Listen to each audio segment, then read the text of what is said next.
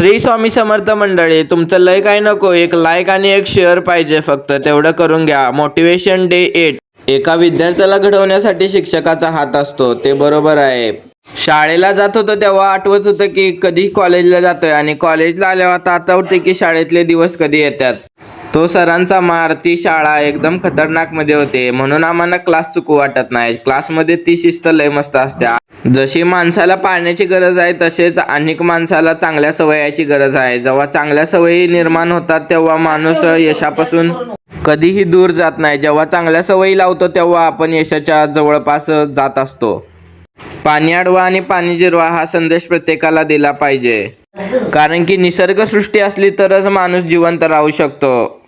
तेलंगणामध्ये जे घडलेलं कृत्य आहे ते भाविक आहे, तर भावानं असे आपण पण करू नये. आपण एक तरी झाड लावलं पाहिजे. आता भेटूया नेक्स्ट मोटिवेशन सोबत.